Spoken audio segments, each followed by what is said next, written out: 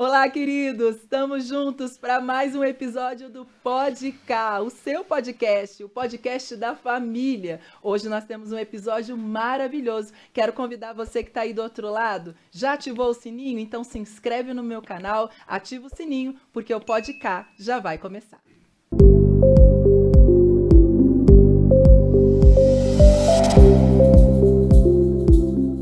Bem-vindo, bem-vinda você aí do outro lado. Estamos no nosso dia de Podcast, o podcast da família. Hoje eu não estou sozinha aqui não. Hoje eu trouxe um convidado especial para falar ao seu coração, vai falar ao meu coração também. Convida geral para esse nosso bate-papo. Já manda aí esse podcast para todo mundo que você ama. Eu tenho certeza que esse bate-papo de hoje vai agregar muito na sua família. Estou aqui hoje com o Marcelo Bosco. Querido, Deus te abençoe. Obrigada pelo seu sim, por estar conosco nessa noite no Podcast.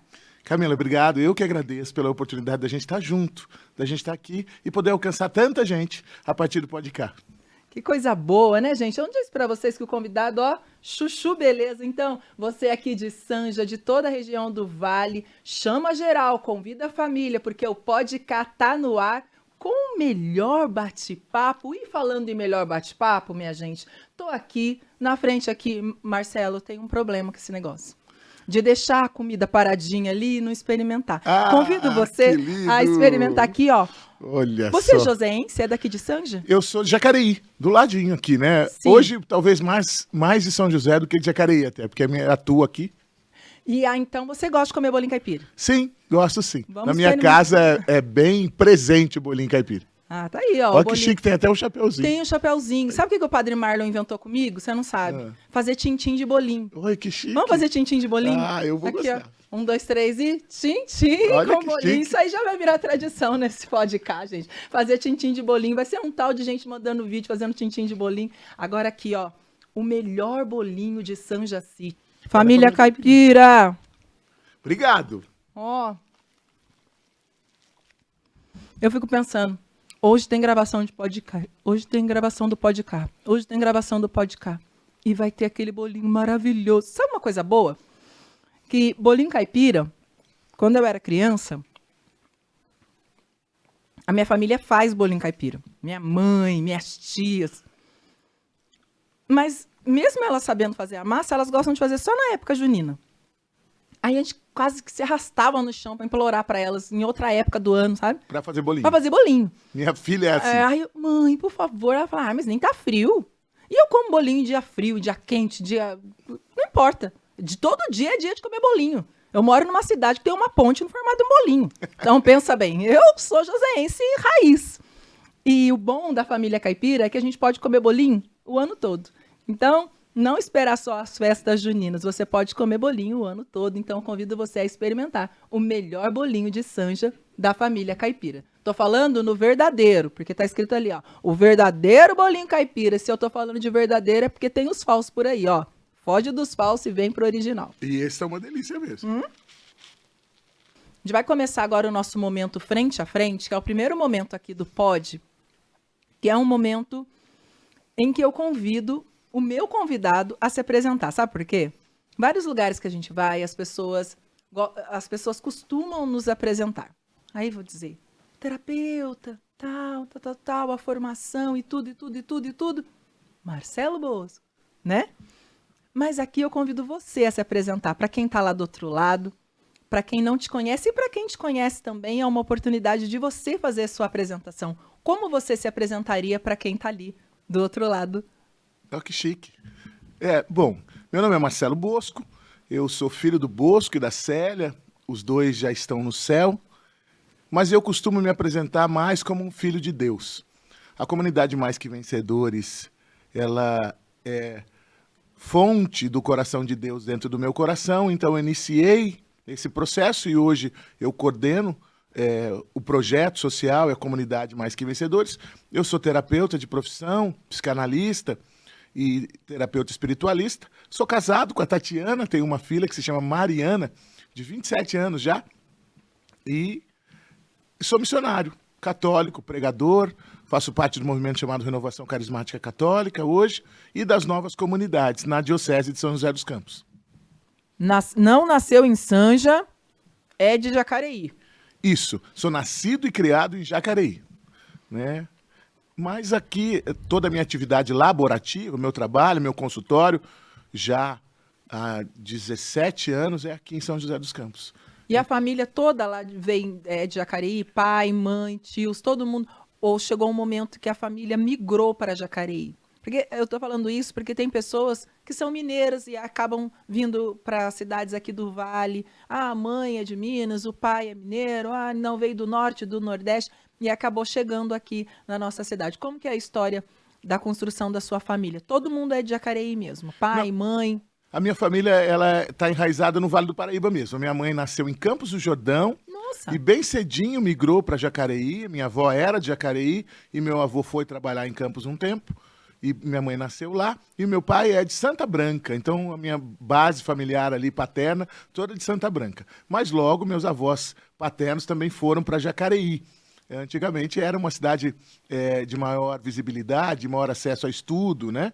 Então, meu pai e minha mãe migraram para Jacareí, buscando um lugar ao sol, melhor condição de vida. sim, e a família aí, a gente está falando de tem irmãos, quantos são? Família numerosa, uma família pequena, como é isso? Eu, meu pai, minha mãe e minha irmã. Eu tenho uma irmã que é 7 anos mais nova do que eu, chamada Letícia, hoje já casada, com 2 filhos. Eu tenho 2 sobrinhos lindos. E nós somos só 4. Mas a minha família é bastante numerosa, porque a minha mãe teve mais 6 irmãos.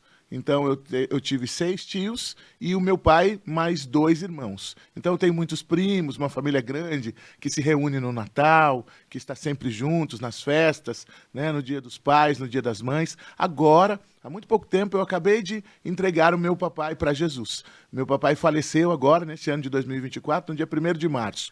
E minha mãe já havia falecido há 5 anos atrás. Então, hoje, quem me sustenta é o Senhor Jesus e Nossa Senhora. Eles são o meu núcleo familiar. Amém. Além da minha esposa e minha filha, claro, né? Amém, amém. Tem a irmã aí com os sobrinhos também juntos, né? Isso, Todo tá mundo. próximo. Que coisa boa. Vamos falar um pouquinho dessa parte da infância? Vamos conversar um pouquinho sobre isso. A infância toda em Jacareí. Minha infância em Jacareí, isso mesmo. Brincava na rua? Como que era essa história? Não, ficava dentro de casa, só assistindo aquelas coisas que passavam na TV naquela época, ou TV Cultura, ou se for da minha época ali próximos, nós somos da época próxima, assistia TV Cultura, mas o meu irmão queria assistir aquele negócio de Jaspion que passava na televisão, aqueles negócios de Lion Man, ou Changemans, ou que passava na antiga TV Manchete. E aí depois ele brigava com a minha irmã para poder assistir negócio de Sérgio Malandro e aquelas coisas que tinha, Clube da Criança, enfim. O que era? Você era uma criança que brincava na rua, que brincava de taco, carrinho de rolemã, ou era mais dentro de casa? Como que foi a sua infância? Eu sou de uma época em que as crianças eram muito livres nas ruas. Então eu ficava muito pouco dentro de casa. Era chegar da escola e o tempo todo na rua. Então saía para a rua logo depois da escola, estudava pela manhã e só voltava à noite, né? Jacareí ainda é uma cidade muito pacata. E então nós convivíamos muito nas ruas, brincando, jogando bola. E logo eu me conciliei com o esporte na cidade. Eu fui atleta durante muitos anos, praticando futebol, vôlei e atletismo. Então enveredei por esse caminho.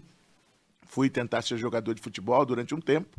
E aí toda a minha infância, assim, voltada para a prática do esporte e para os estudos mesmo, né? Eu também, em função do meu pai, ele participava de movimentos coletivos, então ele participava de escola de samba, de fanfarra, então eu estava sempre inserido nesses ambientes coletivos. Sim. Nós não tínhamos muito costume e acesso à igreja na minha época de infância, então um pouco distantes da igreja, mas sempre numa atividade coletiva e muito frutuosa.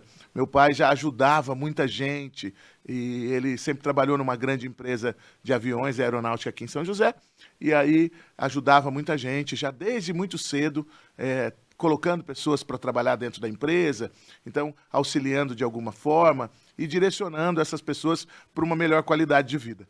E aí, qual se a gente pudesse ter uma máquina do tempo? Eu sempre brinco disso aqui no Podcast, né? Se tivesse uma máquina do tempo que pudesse voltar em algum momento na sua infância, para que momento você voltaria? Tem uma imagem que você traz no seu coração, assim, fala, olha, esse momento seria bacana se eu pudesse reviver. Que lindo isso, porque como eu sou terapeuta, esses gatilhos emocionais positivos, eles alegram o coração da gente, né? Então, se eu pudesse voltar hoje, eu voltaria para as noites de véspera de Natal na casa da minha avó, com toda a minha família reunida. Então, nós chegamos a ter 200 pessoas de uma família reunidos nas noites de Natal, à espera da meia-noite. Né? Então, todos ali... Essa expectativa, o cheiro. Da comida, os abraços, né? Os contatos com as pessoas que nós amamos e com as pessoas significativas na minha vida, com aqueles que depositaram a fé para mim, né? A primeira pessoa que me falou de Jesus e do Espírito Santo foi minha avó paterna. Então, ela trazia uma pombinha do Espírito Santo de uma corrente no pescoço, e eu me lembro como se fosse hoje. Eu ainda de colo, querendo pegar, e ela falando, esse é o Espírito Santo, né? E eu não sabendo nada. Eu aqui com a pombinha, ó. Olha aí, olha aqui, que significativo. Né? Então, se eu pudesse voltar, eu voltaria nessa noite de Natal. E é bacana esse momento que eu falo de voltar, se você pudesse voltar numa época da sua vida, que você armazenou o momento, sabe por quê? Eu não tô com ele aqui na minha mão, tá lá com a Pamela, mas nós temos privados de viver, porque a gente fica com aquela tela na mão o tempo todo.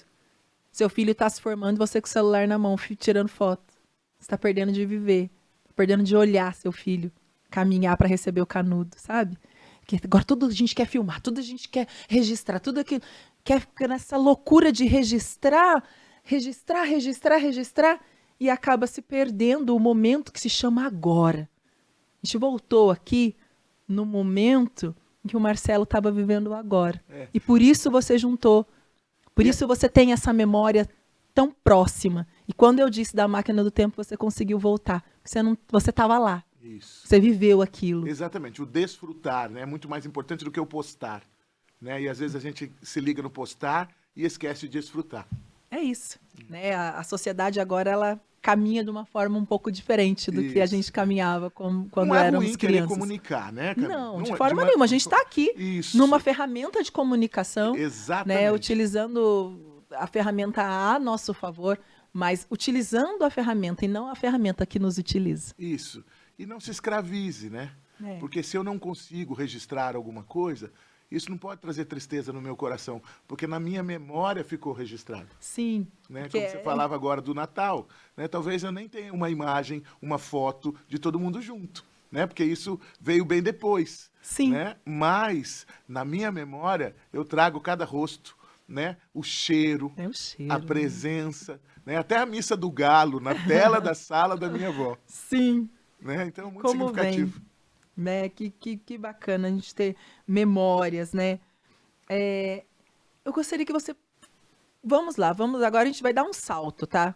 Tô correndo aqui com você, saí daqui, a gente visitou lá você nessa sala da casa da avó, com o colarzinho do Espírito Santo. Em que momento da sua vida você sentiu o chamado de Deus para trabalhar e falar, aí começou a comunidade Mais Que Vencedores na sua vida? O que precisou acontecer na sua vida para você se despertar e dizer, não, eu preciso cuidar de gente? Olha, muito cedo, na minha cidade, por uma série de fatores vividos, e alguns muito negativos, eu tive contato com substâncias químicas psicoativas ilícitas. Então, eu entrei no mundo das drogas antes dos 12 anos de idade.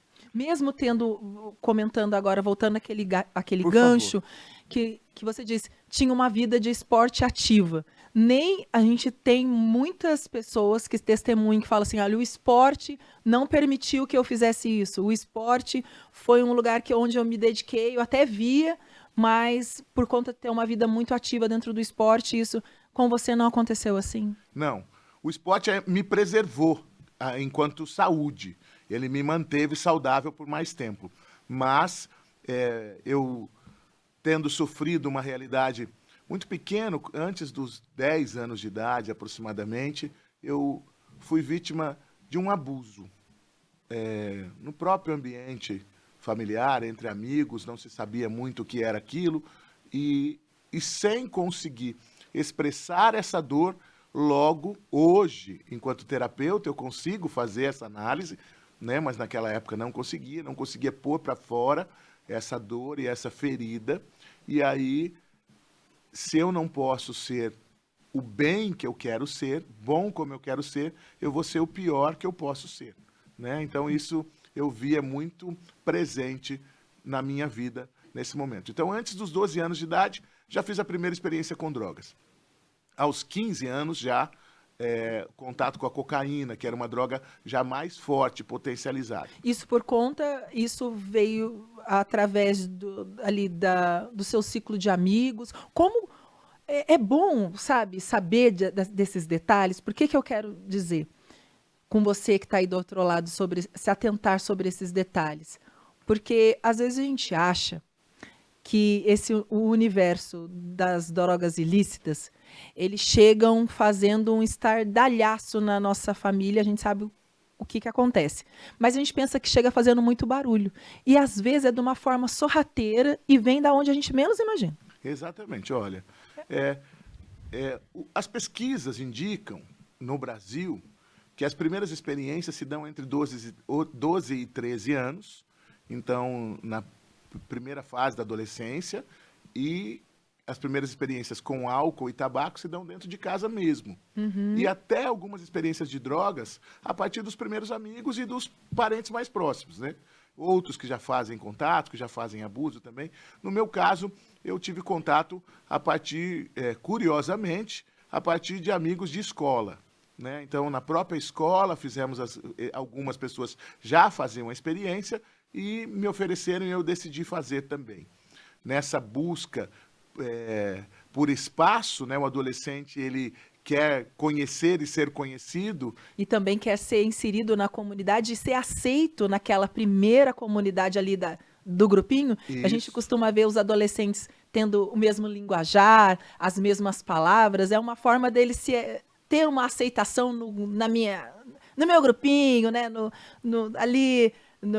Ter um código entre eles e ser bem quisto ali naquele âmbito. E em busca disso você...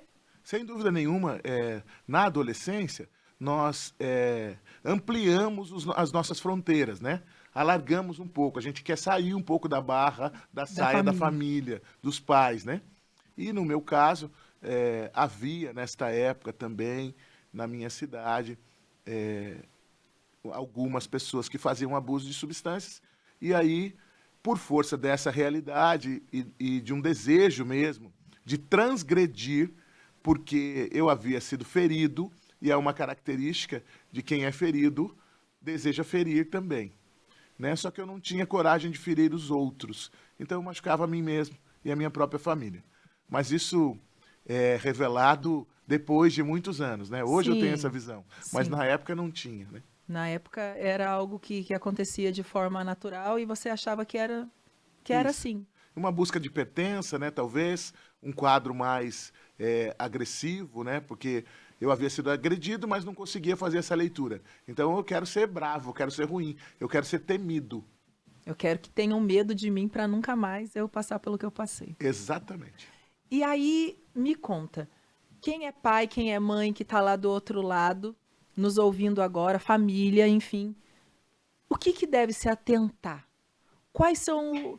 Você disse que você queria ser mal, né? Você queria agredir. Nós sabemos que a adolescência, que é o período onde você teve contato, é um período disso mesmo. Por si só, o adolescente, o jovem, quer desbravar, quer ser rebelde, quer, né? Me entendam bem. Isso é uma coisa da natureza humana, faz parte da fase. Mas o que deve atentar um pai, uma mãe, uma pessoa que ama, que tem alguma coisa que está fora do eixo? Quais são os sinais que você dava nessa época, que se tivesse alguém com um olhar um pouco mais instruído ia falar, poxa, tem alguma coisa que não está caminhando bem com o Marcelo? Olha, os sinais que eu dava são os sinais que o adolescente ainda dá hoje. Primeiro, o isolamento, o distanciamento dos contatos familiares. Então, preste atenção no seu filho, no seu adolescente, quando ele se isola. Nós chamamos de famílias, né? A gente se desconecta no horário do almoço, a gente se desconecta para dormir, hoje se desconecta para assistir televisão, porque antes nós ainda tínhamos momentos juntos, coletivos. Sim. Hoje quase não acontecem mais. Com uma TV em cada cômodo, tem a minha TV, tem a TV do quarto, tem a TV não sei de onde, tem não sei o que, não sei o que. Eu estive em missão esses dias, eu fui numa casa, tinha TV no banheiro. De verdade. Sangue de Jesus. No banheiro tinha uma televisão. Fiquei até assustado, falei, meu Deus, até aqui. E aí, de verdade, essa ruptura, né, do contato com os pais, ela é um grande sinal. Então, para pais, procurem olhar nos olhos dos seus filhos, ser menos punitivos e negativos, né? Hoje, eu sou cientista de prevenção, eu sou terapeuta, mas trabalho muito com prevenção. Sim. E nós estamos, agora no mês de junho deste ano, nós comemoramos o Dia Internacional de Combate às Drogas, todo 26 de junho. Uhum. Então, é muito significativo estarmos aqui falando sobre isso. Nós temos um modelo educacional que é muito pesado e negativo, onde nós apontamos e fomos ensinados a olhar muito para os nossos erros, chamado reforço negativo. Então, quando essa criança traz o boletim, por exemplo, os pais olham só as notas vermelhas, eu falo sempre sobre isso. E não evidenciam aquilo que foi bom. Exatamente.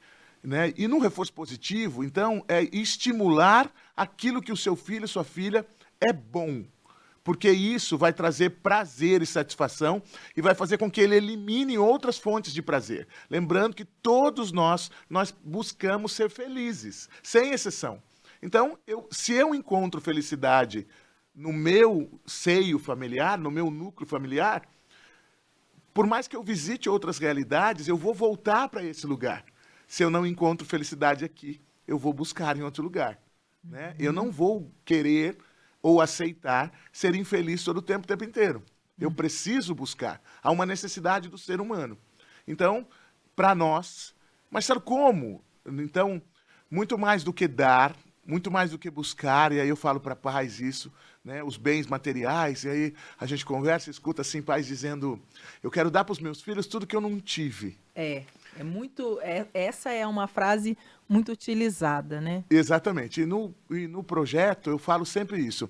Mas a gente foi forjado por aquilo que a gente teve e não por aquilo que a gente não teve. Sim. Então, eu teria que dar, teoricamente, muito mais do que eu tive do que eu não tive. Né?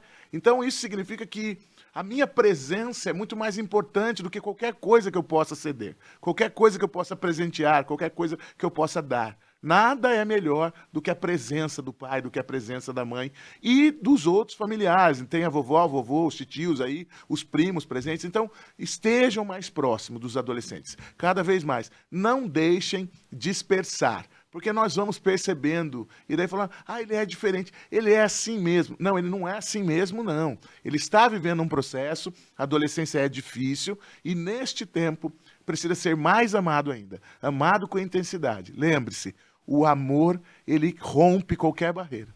Sim, o amor, ele sempre chega. Isso. Né? É aquilo. E aí, esse menino, Marcelo, queria botar terror. Ser o que queria ser temido. Temido e sendo temido seria respeitado. Isso. Eu acho que a palavra ideal é mais respeitado do que temido.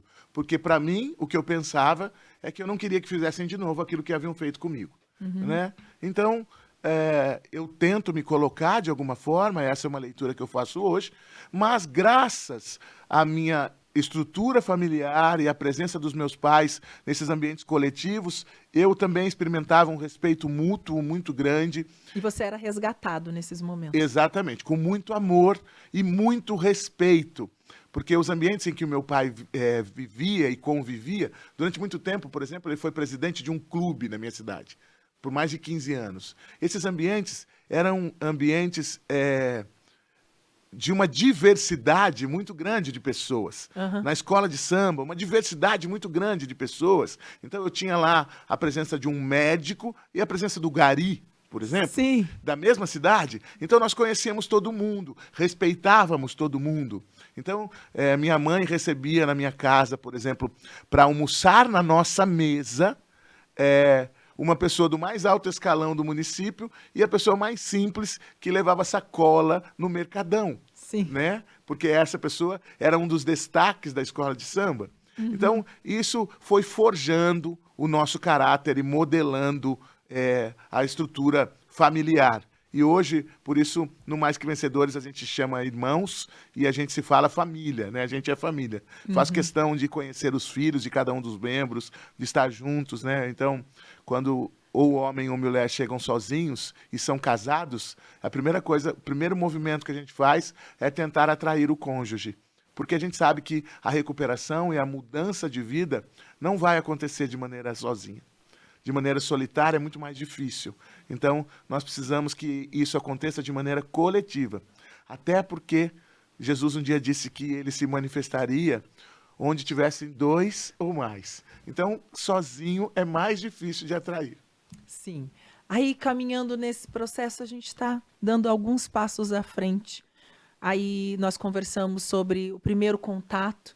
E quando esse primeiro contato se transformou num problema? Porque, assim, a gente está falando do primeiro contato, é a descoberta, estou andando ali, a gente deu um passo à frente, falou da cocaína, né? Que eu acredito que, pelo que eu vejo, assim, é um passo mais pesado. Sim. Né? Assim, né? Pensando em drogas ilícitas. Parou na cocaína? Como foi isso? Como foi esse processo de você... eu acredito, não sei se com você foi assim, eu quero que você me diga de forma aberta. Mas quando a pessoa tem esse vício, né, na verdade, é assim a palavra correta, né, de dizer, tem o vício. Pode dizer, isso. Porque tem alguns termos agora que mudaram, né? Tecnicamente, a gente fala de dependência. Dependência, né? isso. A dependência química, ela traz ao indivíduo a perca da essência. Isso. A pessoa, ela vai sendo consumida de uma forma que ela vai se sentindo tão menos ela cada vez mais e mais o que ela consome. Exatamente. A palavra é escravo mesmo, né? Ela é escravizada, né? O dependente, então, a dependência se instala a partir de diversos fatores, né? Sim. Agora... E tem também uma predisposição genética. Existem pessoas que conseguem utilizar a droga e não se viciarem. Sim. E existem pessoas que experimentaram e se tornam escravas. Tá afiada, hein? Muito bom. Na minha família, eu tinha uma predisposição. Geneticamente, alguns antepassados já haviam feito abuso de álcool, por exemplo, de maneira exagerada. Sim. Então, hoje, em qualquer família que tenha nos seus antepassados pessoas que já desenvolveram problemas com álcool e drogas, tem que tomar cuidado. Cientificamente, já está comprovado até a 4ª geração. Então, bisavós, avós, pais e filhos. Então, se o meu bisavô ele desenvolveu algum problema, ainda que o meu avô e o meu pai não tenham um problema, eu posso vir a ter. Então, a gente tem que tomar muito cuidado. Agora, uma coisa concreta é que só vai desenvolver problema quem tiver contato. Então, se a gente não fizer contato, o problema, o risco de acontecer, de se tornar dependente, está diminuído ou cessado, né? Então, por exemplo, questões relativas ao álcool, que é, no Brasil, a droga primeira. A porta de entrada. A porta de entrada, mais experimentada. E está na casa aí de geral. Exatamente. E a gente viu agora na pandemia o número de adegas que abriu cada vez maior. Né? Nos bairros, todo mundo fazendo ingestão de copão e uma série de coisas. Adolescentes e inclusive pré-adolescentes. Se você andar nas periferias aí, você vai ver crianças já fazendo abuso de bebidas alcoólicas, né? Então, olha, o risco é aumentado quando a gente faz ou permite esse contato. Ah, mas está dentro de casa, eu estou vendo. Então, você está vendo naquele momento, mas você não vê todos os momentos, né? Então, eu faço as primeiras experiências com pequenas quantias, e quando tenho a oportunidade, acesso grandes quantias. E, à medida que isso não me satisfaz mais, porque lembre-se, eu busco sempre alegria e felicidade, Sim. Eu vou migrando para outras drogas mais fortes e com maior intensidade. Sim. É como se, fazendo assim, é como se ali fosse um negócio da história do videogame, sabe? Que cada fase que você vai passando, você vai enfrentando um chefão maior. Aqueles videogames que a gente jogava quando era criança, Isso né? mesmo. E aí você vai nessa busca da felicidade e cada vez você vai migrando para um chefão, no caso, algo que te satisfaça e te dê aquele momento de alegria Exatamente, né? maior. Instantâneo, passageiro, cada vez mais rápido, mas que me dê aquele momento, né? Eu me lembro que a primeira experimentação com cocaína já com 15 anos, mas com 19 anos, porque eu, graças a Deus, os meus pais me deram uma condição de estudo muito boa, então eu sempre estudei em colégios, em bons colégios, colégios particulares, depois fui para a faculdade, e já com 19 anos eu havia entrado na faculdade de engenharia, e mesmo assim eu já estava completamente comprometido com a cocaína. E Mas aí, isso então, vamos lá. rapidamente, né, dos 15 para os 19, 4 15, anos, 19. Mas você ainda, você conseguiu, vamos dizer assim, na sociedade você era o filho que continuava estudando. Você sim, está entendendo o que eu estou dizendo? sim, Você trabalhando. trabalhando, Comecei a trabalhar aos 18 anos, até antes dos então a 18. família, isso era uma coisa oculta da família. A família não sabia que você tinha contato com as drogas, com a cocaína, no caso, ou não. Ah, Era não. Mamãe e papai, eles sempre sabem o que está acontecendo. eles sabiam. Eles sabiam. E é importante que você hoje fale sobre isso. Porque às vezes a mamãe sabe, o papai sabe, o seu pai sabe, a sua mãe sabe, mas tem medo de falar sobre. E tem medo de pedir ajuda.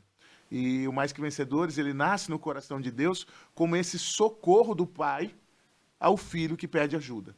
Né? Nós somos, a nossa imagem é um coração de Deus com a imagem do Cristo estendida ao homem que sofre. Então, a gente vem em socorro mesmo. Peraí, olha, eu não sei mais o que fazer. Ainda ontem eu recebi o telefonema de uma mãe falando, Marcelo, eu não sei o que fazer com meu filho. E aí ela relata todo um quadro do comportamento dele, de como é que ele está, e ele deitado na sala, sem já nenhuma perspectiva de vida, ainda muito jovem, usa para viver e vive para usar. Quando não vive, dorme e tenta se restabelecer fisicamente para voltar ao uso. E aí a gente tem que fazer intervenções mais drásticas, que a gente vê nas internações, né? Sim. Então, em alguns casos, eu vou buscar na casa e levo para as clínicas que são conveniadas, que nos apoiam, que nos ajudam, porque logo, logo, em nome de Jesus, o Mais Que Vencedores vai ter uma casa de recuperação Amém. própria, em nome de Jesus. Agora, por enquanto, então, os meus pais, eles sabiam, minha mãe sofria muito, o meu pai, de uma maneira velada, ele tentava dar apoio, e foi lindo que o meu pai, dentro do ambiente de trabalho dele, meu pai trabalhou com RH, recursos humanos. Ele era economista, mas trabalhou ligado a recursos humanos. Então, ele foi desenvolvendo um aprendizado na área de recuperação. Então, ele trouxe para São José dos Campos os primeiros programas de recuperação no mundo. Viajou 5 países falando de programas de recuperação.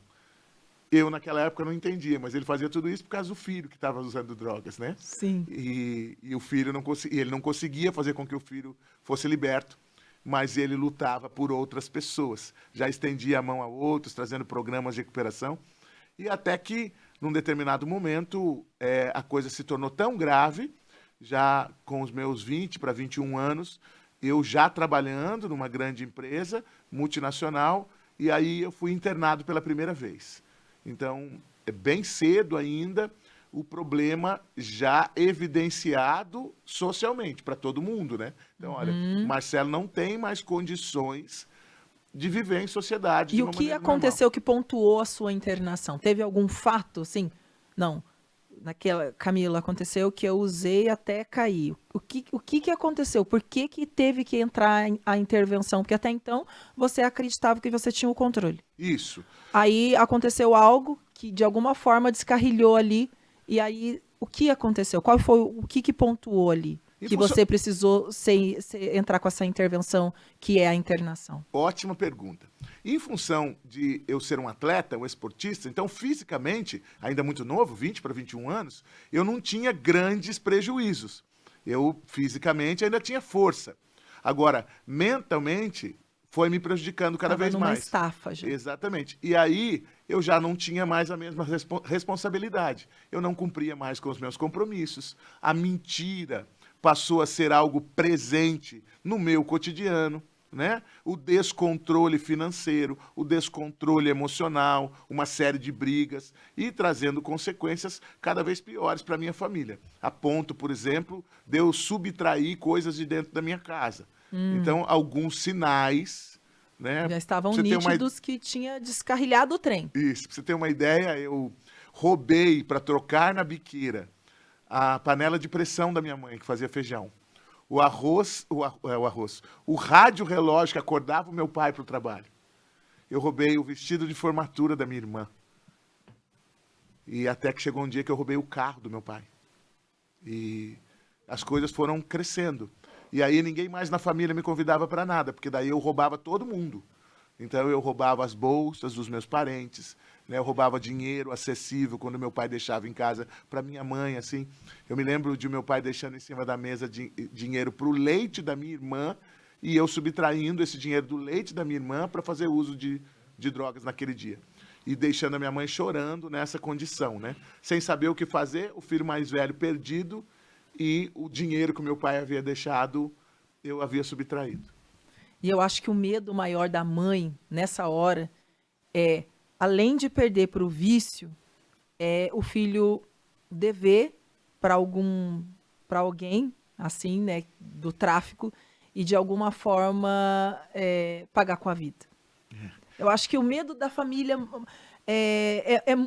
o medo da família de um dependente químico é recorrente de várias formas. Você tem medo de perder a pessoa, você tem medo de perder a pessoa para o vício, né? Porque, como eu disse, o vício vai anulando a pessoa. Cada dia você vai se despedindo um pouquinho do seu filho, porque ele vai se transformando em qualquer coisa, menos o seu filho. Você desconhece. Cria-se características como a mentira, ou como coisas que...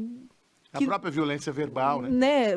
Uma agressividade, enfim, que a abstinência traz muito, né? Que quando a pessoa não tá legal, como diz o outro ali, não tá legal, age de uma forma. Quando tá legal, quer dormir, quer comer, quer não sei o quê. Virou qualquer coisa. Exatamente. Virou um zumbi. Isso, né? É isso mesmo. Virou um zumbi. E aí, o medo da tua mãe, nessa hora, era...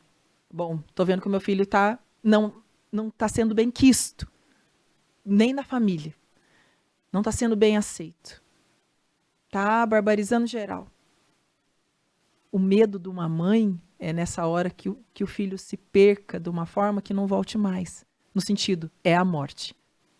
Acho que o medo da morte para uma mãe de um filho que tem dependência química é algo que bate sempre na porta do coração dela, né?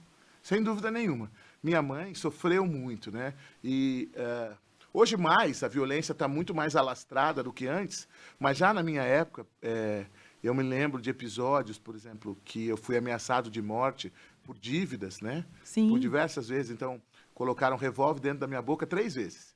Por 3 vezes, 3 pessoas diferentes, em 3 ocasiões diferentes, colocaram um cano de um revólver dentro da minha boca e me ameaçaram de morte. E numa outra vez, um outro jovem colocou um revólver do lado do meu ouvido e atirou. Então, a próxima vai ser na sua cabeça, né? Se você não me pagar, se você não fazer isso aqui, você vai morrer. Agora, é aí que tá. Neste meio, a gente aprende a conviver com a morte muito de perto, né? Ela está presente. O medo, ele vai embora. Até porque eu estou anestesiado e a droga... É importante que a gente entenda isso. A droga, ela age numa parte do cérebro chamada lobo frontal. E nessa parte, ela tira o senso crítico. Então, ela diminui o medo. Então, na verdade, a pessoa, ela se torna... O medo, vamos acreditar nisso, que o medo é uma autodefesa. Nós temos... Não é tão ruim sentir algum medo. Na verdade, o medo, ele preserva a vida. Isso né? mesmo. O medo nos preserva vivos, né? Porque eu não acredito em gente que fala assim, eu não tenho medo de nada, vem aqui. Tem alguma coisa estranha em você, né? Tem alguma coisa estranha em você. É importante ter algum medo, porque o medo preserva a vida, né? Quando é uma pessoa que fala assim, eu não tenho medo de nada, opa, peraí, que algum parafusinho tá estranho aí, caiu aqui, né? Um parafusinho.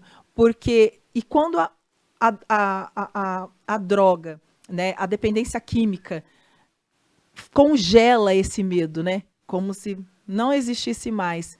A pessoa, ela acha que ela Super-herói, né? tem peito de aço, que eu Isso. vou, que eu faço, que eu aconteço, que eu pulo, que eu... Exatamente. Né? Eu vou contar um quadro, né? A gente conta casos, né? No meu consultório, há um tempo atrás, eu recebi uma família de Campinas e a mãe veio trazendo o filho sob o efeito de substâncias e... então, olha, logo eu chego, era 10h40, eles chegaram aqui 00h15, mais ou menos. E o meu consultório está no 7º andar de um prédio. E aí ele chegou já bastante sob o efeito de álcool e outras substâncias também. Uhum. E aí ele bem incomodado, o consultório não é um ambiente tão grande, ele ficava andando dentro do consultório até que ele abriu a janela, mesmo com o ar-condicionado ligado, ele abriu a janela e olhou para baixo. Nós estávamos no 7º andar de um prédio. E ele disse assim, se eu pular daqui eu não morro.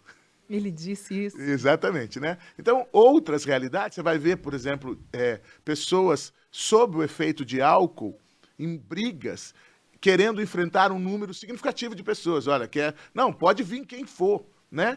Porque ela perdeu o senso crítico mesmo. É uma intoxicação do lobo frontal. Então, ela não tem consciência do que está falando. E ela perde a capacidade de discernir mesmo o que é certo do que é errado, né?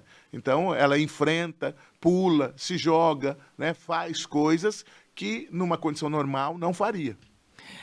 Então, precisou acontecer isso. Então, a gente chegou no ponto da como a internação chegou na sua vida.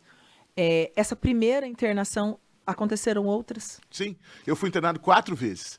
Então, esta empresa me internou por 3 vezes, querendo me ajudar, e eu tenho uma profunda gratidão por eles.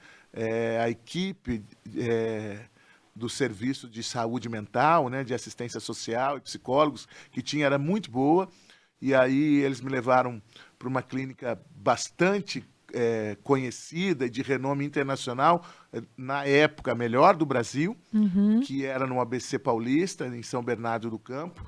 Por 3 vezes eu fiz esse tratamento lá e por algum tempo ele funcionou, porque eu ia para lá, ficava um tempo sem abuso de substâncias. Quanto tempo de internação? Desculpa, é que assim... Por favor, é importante perguntar. Essa metodologia que a gente tem ainda até hoje chama método Minnesota. Ele tem de 28 a 35 dias de tratamento.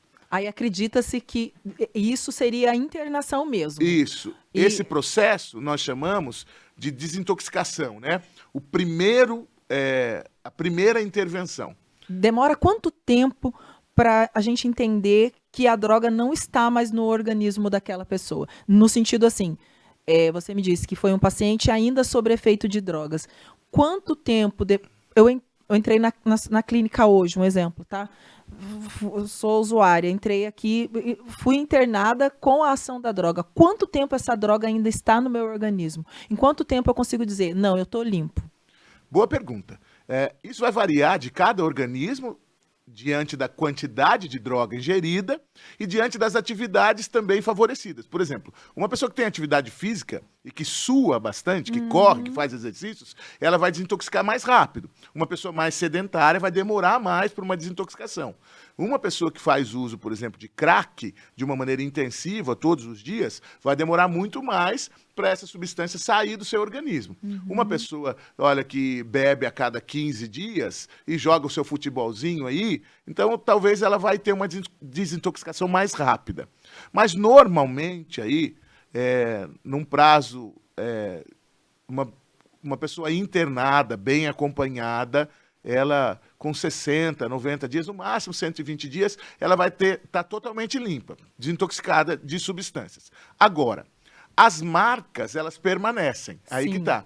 O desejo de abuso, então, o que nós chamamos de síndrome de abstinência, nós temos dois tipos.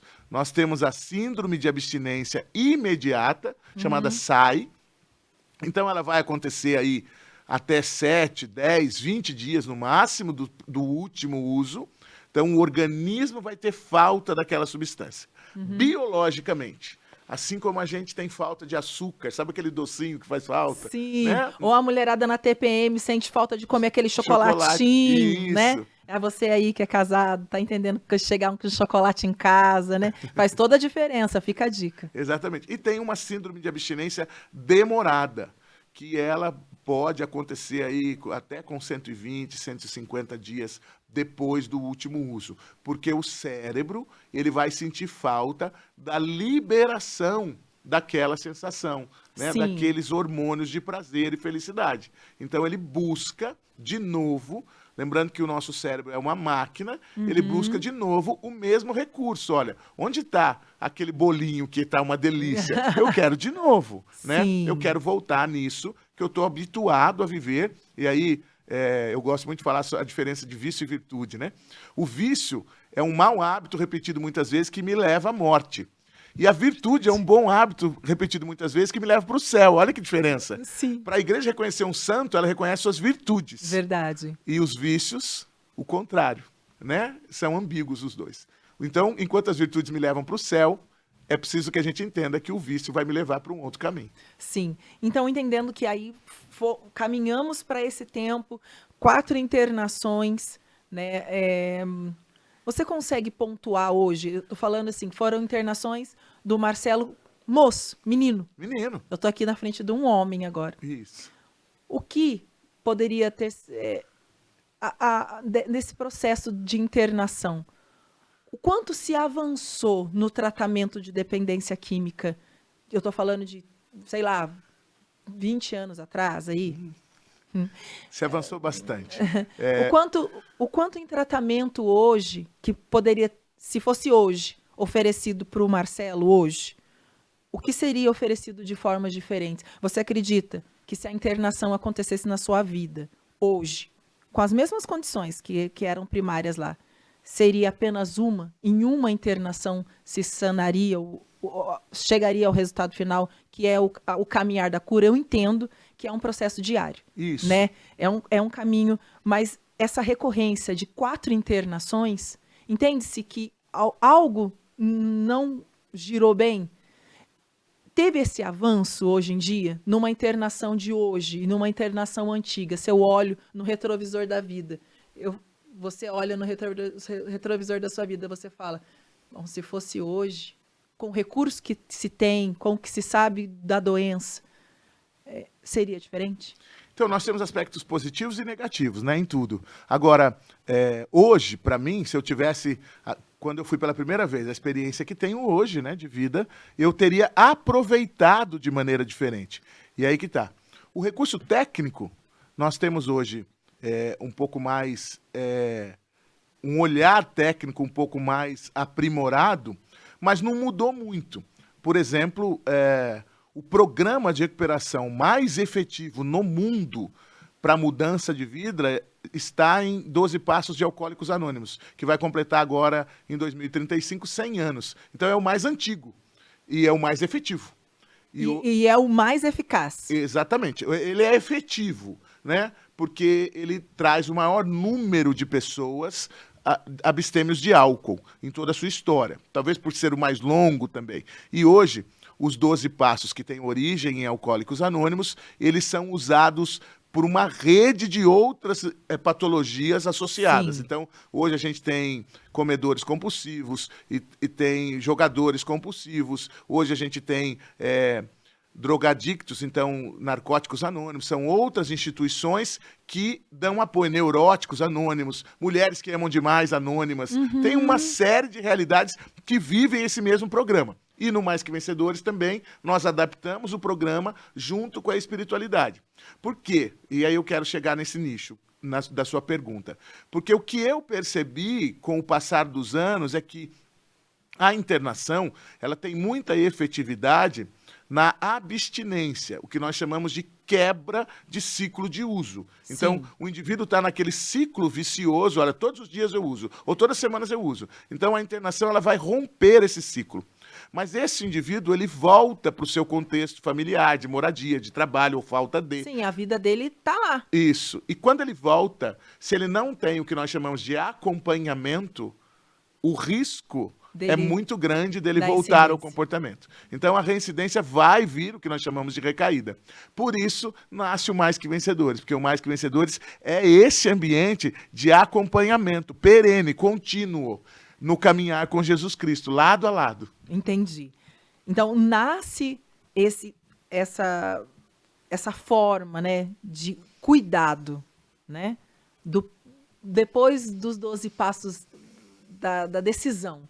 Porque, eu não sei, eu acho que faz parte do tratamento, eu acho, como uma parte da nossa vida. É querer, a pessoa querer a transformação. Eu quero a libertação. Só que eu reconheço que sozinho eu não consigo. Muito bom. Então aí eu busco ajuda. Isso. Mas tudo parte do primeiro passo. Eu não quero isso para minha vida mais. Eu entender que aquilo lá está me trazendo mais coisas ruins do que coisas boas. Eu colocar na balança da vida o quanto eu perco com isso, ou o quanto eu estou perdendo com isso, e o quanto eu acho que ganho. E quando a balança pende para cá, muito, significa que você perdeu o controle total. Então, faz sentido isso que você está falando. Agora, a gente precisa lembrar o seguinte, que quando eu estou sob efeito, eu perdi essa capacidade de medição de balança. Por isso eu disse, quanto tempo internado a pessoa... Aí agora que eu quero costurar. Quanto tempo internado, depende e tal, blá. Por isso que eu queria entender que se é uma internação curta, se dá tempo da pessoa se reconhecer e tudo voltar na cachola, no lugar que tem que estar. Não dá. Entendeu? E talvez, como a gente começou a abusar das substâncias muito cedo, este indivíduo nem tem maturidade, né? A característica de todo dependente ou abusador de substâncias é a imaturidade. Nós somos pessoas infantilizadas, né? Então, você vai ver aí pessoas de 35, 40 anos, né? Eu brinco sempre no shopping à tarde, falando, eu tô aqui com a minha banha, eu comprar uma bermuda para mim. Né? Então, caramba, 40 anos e totalmente dependente ainda, morando com os pais, tendo a sua vida naquela dependência, então infantilizados, né? Por quê? Porque a substância, ela impede a maturidade emocional. Perdão. Não foi nada, querido.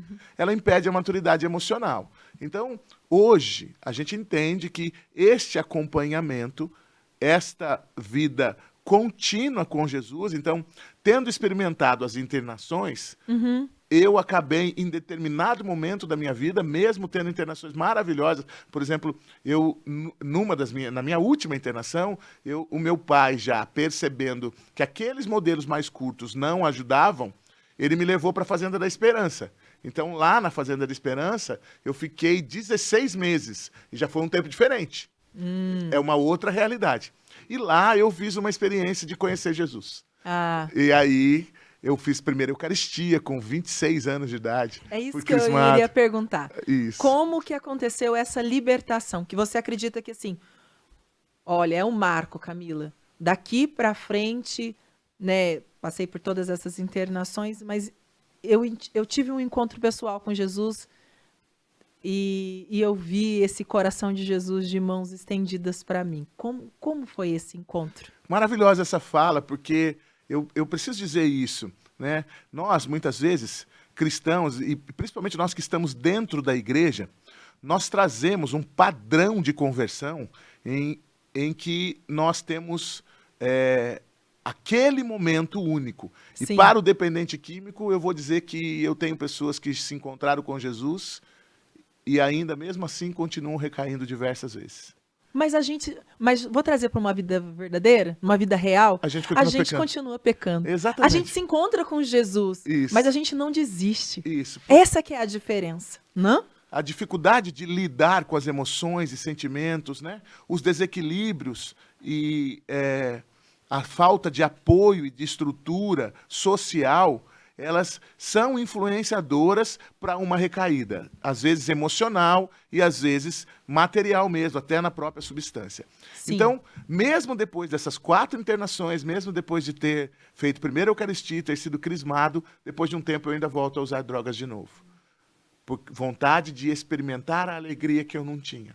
E de querer é uma característica do abusador de substâncias. De querer aquela primeira experiência, aquela primeira sensação que eu nunca mais vou ter. Mas é o que eu busco o resto da minha vida enquanto faço abuso de drogas. E depois desse momento do encontro pessoal com Jesus, fez a primeira comunhão, teve esse encontro. Como foi essa recaída? A volta, eu digo assim, já teve esse encontro com Cristo e aí isso aconteceu. Como é o sentimento de frustração tendo conhecido um Deus disposto a te libertar, te restaurar, te livrar, te restituir, te devolver a dignidade, te colocar num lugar de filho, que é isso que Jesus faz conosco, em todo momento de encontro. Como ficou esse coraçãozinho quando aconteceu isso? Isso é o carisma, sabe, Camila? Eu fico feliz de você falar sobre isso. Que o carisma do Mais Que Vencedores é transformar vidas e devolver a dignidade de filhos de Deus. Esse é o chamado, né, de Deus para mim. Então, como que acontece a recaída? Eu não, mesmo tendo experimentado coisas maravilhosas, por exemplo, eu cantava na missa, nós ganhamos festivais de música, eu cantava para 3.000 pessoas em ambientes maravilhosos, muito de Deus. Mas quando eu volto para a minha cidade, quando eu volto para a minha realidade, sem saber lidar com as dificuldades, eu acabo voltando na busca das facilidades. Olha, como anestesiar essa dor aqui, que tem no meu interior e eu não sei lidar com ela. Então né? você acaba se sabotando de alguma forma. Exatamente. Até que em determinado momento eu sou levado para um grupo de oração.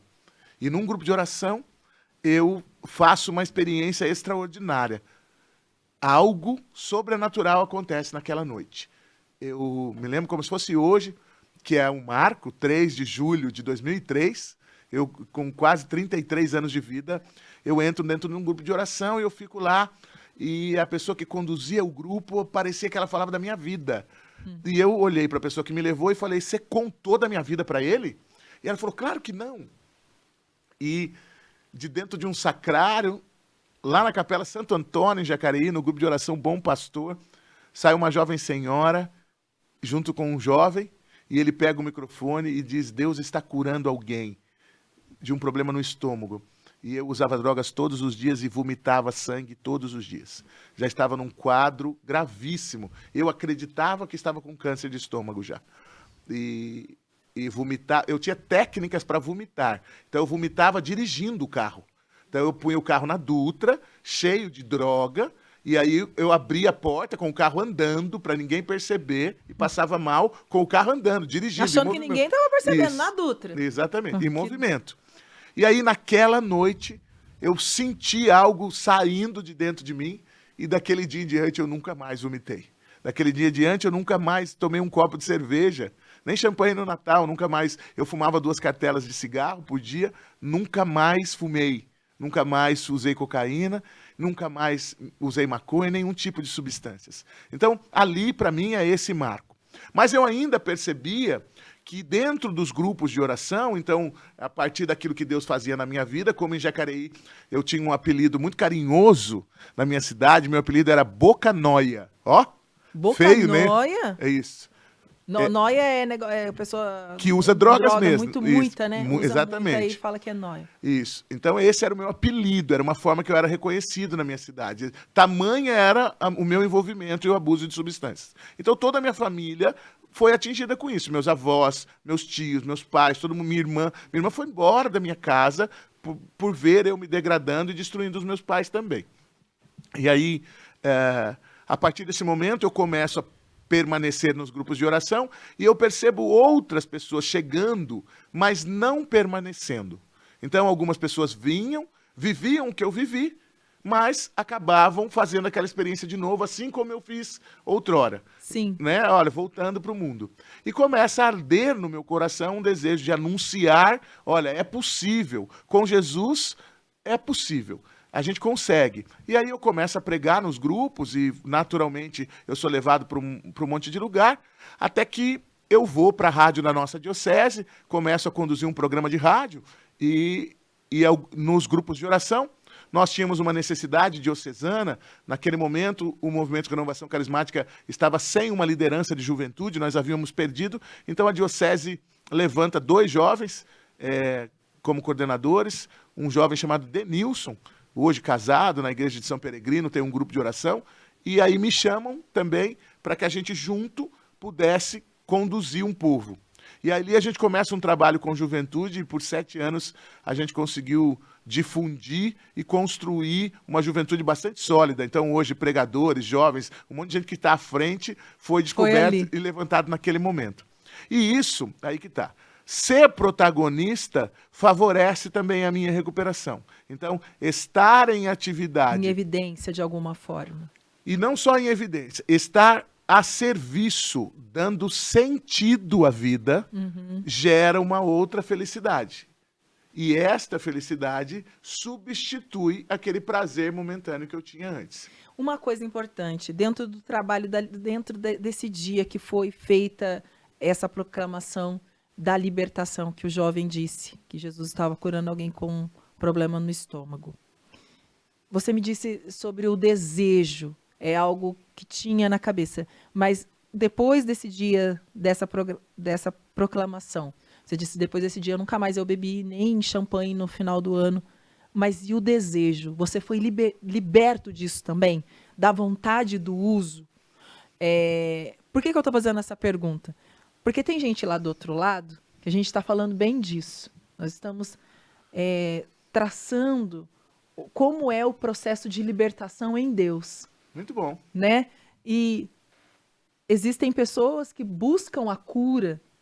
É uma doença, sabe? Tem gente que fala assim, isso aí, a pessoa usa droga porque quer, é sem vergonhice. Fulano é sem vergonha e tal, né? Mas nós entendemos que é uma doença e é uma necessidade fisiológica, como de comer açúcar. A gente brincou aqui, trazendo para uma forma para que todo mundo entenda bem, mas o desejo, quando foi proclamada a cura, a vontade de correr para o álcool, que é a primeira porta.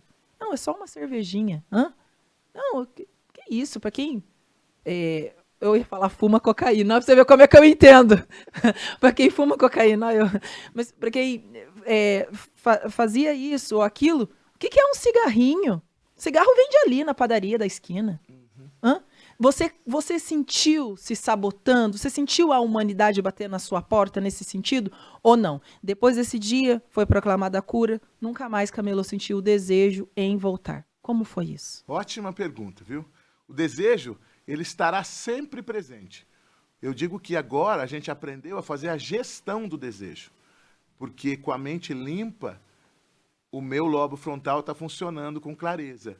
E eu consigo validar que a minha experiência com Jesus, ela é muito mais importante do que a experiência que eu fazia antes. A balança funciona bem. Estando com a mente equilibrada. Estando com a mente limpa, eu consigo falar não. E no Mais Conhecedores a gente usa uma frase, a gente tem algumas frases, remas, que são terapêuticas. Então a gente fala lá, a vida com Jesus é muito mais feliz. Porque no mundo eu vou ter diversas ofertas. E eu não posso me esquecer que a vida com Jesus é muito mais feliz do que qualquer oferta que o mundo possa me fazer.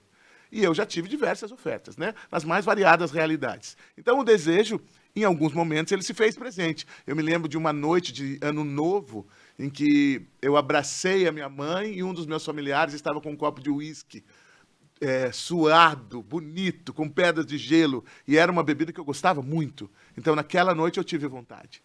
Eu me lembro em uma outra vez, num churrasco de família, eu também tive vontade. Eu me lembro eu passando numa rua e o cheiro da droga vindo no meu nariz, eu também tive vontade. Mas agora, aí que está. Eu tenho propósito. A minha vida tem um novo sentido. E essa experiência que eu faço, por exemplo, de estar aqui, né? Eu quero falar sobre isso. Eu nunca me imaginei aqui com você. Então, essa experiência que eu faço de estar aqui, ela dá sentido à minha vida. Eu vou ficar emocionado se eu falar. E eu choro porque junto. Em algum momento, a dona Pamela, ela viu alguma coisa lá nos bastidores, e hoje nos bastidores a gente falou mais viver do que falar. Em algum momento ela viu alguma coisa que falou, peraí, cara, talvez a gente possa contribuir de alguma forma com essa pessoa que está vendo o podcast em qualquer momento da sua vida. Então, eu te faço um apelo hoje. Não perde a fé. Acredita, cara, é possível. Porque se eu estou aqui falando hoje é porque Deus fez um milagre. E agora, então, 3 de julho, eu completo 21 anos livre, completamente livre da substância. Agora, eu estou ainda num processo de libertação de outras vaidades, né, de outros comportamentos e de outras realidades. O Mais Que Vencedores favorece isso, essa capacidade de enxergar que eu posso ser santo, na condição que Deus me proporciona no dia de hoje, vivendo um dia de cada vez. Então, o programa Mais Que Vencedores de recuperação, hoje a gente chama ele assim, ele nasce aos poucos. Ele não é constituído de uma vez só. De uma hora para outra, virou a chavinha e Isso. tudo. A gente vai digerindo o processo, percebendo o que funciona melhor, o que não funciona, né? Então, nós somos muito ansiosos. Todos nós. A ansiedade se tornou a doença da humanidade. Ela passou século, a depressão. né? Exatamente. Então, lá no Mais Que Vencedores, nós temos uma outra frase que nos dá a direção, que a gente diz, a gente reza e Deus realiza.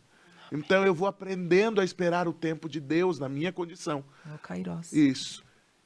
Eu não fico parado, né? Eu sou um cristão em movimento. Espírito Santo, dinâmico, o dunamis ali. Mas eu digo sempre lá que nada na vida é em vão. Ou é bênção ou é lição. Então, se é bênção, eu acolho com as 2 mãos e agradeço. Se é lição, eu vou aprender para que da próxima vez eu possa fazer melhor, né? E assim, nós vamos unidos, enquanto família, caminhando juntos e vencendo outros processos. Por exemplo, o da destruição e das perdas que as drogas deixaram no ambiente familiar, né? Sim. Eu falava que perdi os meus pais, mas eu tive a graça, por exemplo, de ter o meu pai comigo em diversas gravações em que a gente foi, de ter meu pai e minha mãe testemunhando sobre a minha libertação, de ver e ouvir a minha mãe. Eu assisto até hoje ela falando, num dos vídeos, ela fala assim, eu vi uma fresta de luz entrando pela janela do quarto, ele ainda estava fedendo álcool, e eu naquele dia pedi para o Espírito Santo pegar o meu filho. E ele foi capturado pelo Espírito Santo. Eu nunca mais vou esquecer essa frase da minha mãe, né? Capturado pelo Espírito Santo. Então hoje eu falo para as pessoas, né, que a gente, muito em função da mídia do mundo, nós temos um medo de sermos possuídos e atacados pelo demônio muito grande. Sim. E não é para deixar de ter mesmo. Agora, se você se deixar ser possuído e dominado pelo Espírito Santo, você não vai precisar mais ter medo. Entende? Porque aí que tá, peraí. Na lei da física, 2 corpos não habitam o mesmo lugar, no tempo e no espaço. Se o Espírito Santo está em você, o demônio não vai se aproximar de você. Não. Agora, ele pode rondar, né? São Pedro Ao vai falar. derredor, sim, Isso, fica ao derredor como um leão que ruge. São Pedro vai falar sobre isso. Agora, resistir-lhe firmes na fé, e ele fugirá para longe de vós. É isso. Então, o processo, ele é perene, ele é contínuo. E aí que tá. As pessoas falam, Marcelo, mas... Esses dias uma pessoa me encontrou e falou, Marcelo, mas você ainda está nessa? Eu falei, até quando Deus me levar. Por quê? Porque, veja, eu preciso, a minha família precisa.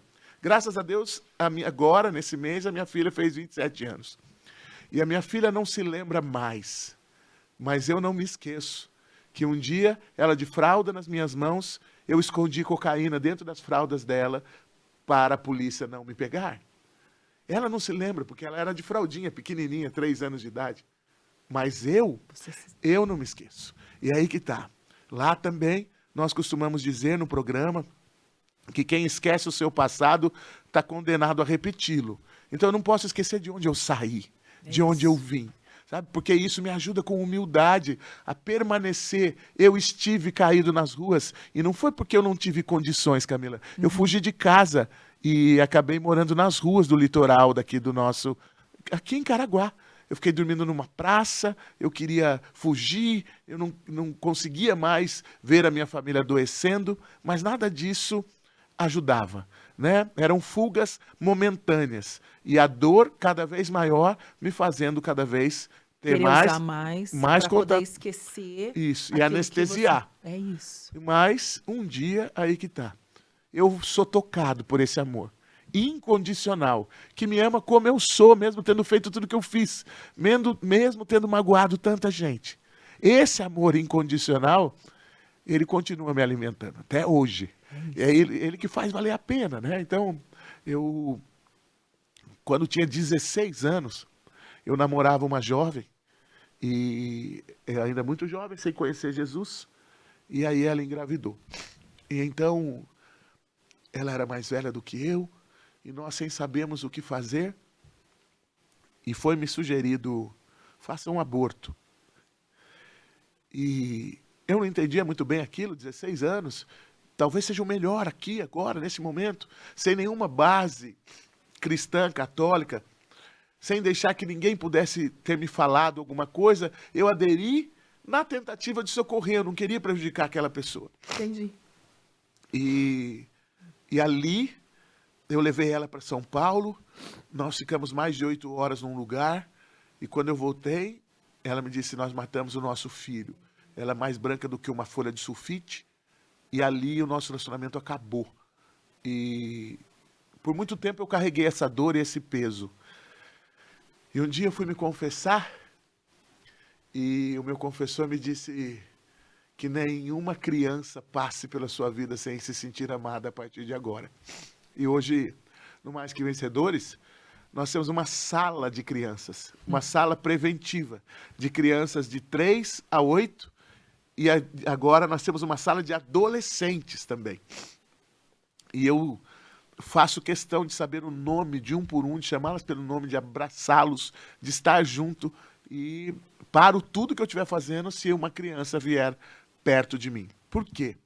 Eu não tenho condições de voltar atrás naquilo que eu fiz, mas eu tenho condições hoje de, por Jesus, fazer diferente no tempo que Deus me dá, na oportunidade que Deus me dá, de ser hoje uma pessoa nova em Cristo. Então, essa é a realidade que o Mais Que Vencedores proporciona, sabe? Então, ser diferente hoje, ser novo para Deus hoje, ser santo hoje. Eu falo, e ser santo em bando, não é ser santo sozinho. Não é para lá nós vamos solitário. Isso, lá nós vamos chegar de arrastão, né? Na realidade, Deus nos levou hoje, a gente está na Matriz São José.